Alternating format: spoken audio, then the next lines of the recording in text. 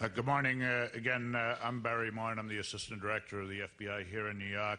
Following on the Mayor's comments, what I would like to just reiterate is, again, the whole investigative effort of the Joint Terrorism Task Force, which is the FBI, NYPD, and a number of other federal agencies, is to identify the hijackers, their support systems, where they were since they've been in country. And in that regard, we are doing numerous interviews, running down hundreds, or if not thousands, of leads around the country.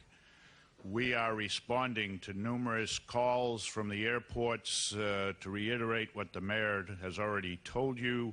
The reporting that has been going on all night, I can definitively tell you, is inaccurate. We were out at both airports last evening. We did talk to approximately a dozen individuals. We have only one individual left who is still being questioned by the task force. All other 10 have been released and have been on their way. This activity will continue to occur. All of the security departments of the various airlines are quickly reaching out for us in law enforcement if, in fact, there's any question as to identification, and there's an overabundance of caution, which we are fine with. To expedite some of this processing, at least here in New York, and I believe it's apt to be implemented nationally at the major airports, is that law enforcement, in particular FBI, will be stationed at the various airports here. In particular, we're going to be at JFK and LaGuardia, so we will respond quickly to these and get it out as quickly as possible. I have a media representative, but I am also in contact with the mayor's representative and the police commissioner's representative, and as soon as we can get information out, we are getting it out. One brief reminder is that it is a pending criminal investigation. We are not going to be able to satisfy all of your demands. We will have to protect the investigation as best we can. However, as it pertains to public safety and traveling and what we can release, we will release it as soon as we can.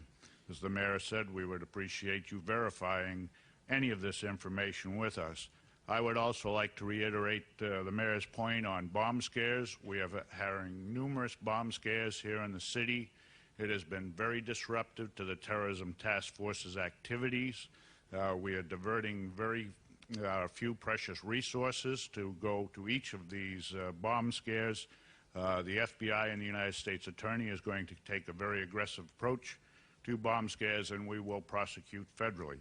The mayor has brought to my attention this morning these phony websites. We are joining in that pursuit as well.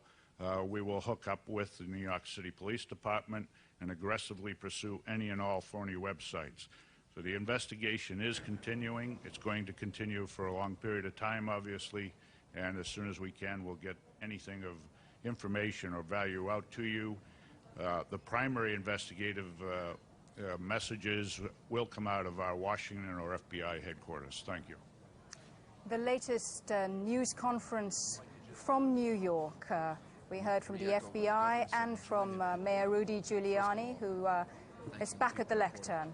Let's just have a listen to what he has to say. They have been enormously helpful and work with us in a very, very intense way.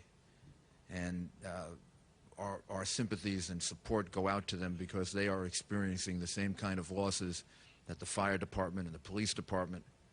And when we talk about uniformed officers in New York City, we mean our police department, our fire department, our EMS workers, our Port Authority, police officers, and other workers. They're all part of the same family, and we feel for them. And thank you, Governor, for mentioning it.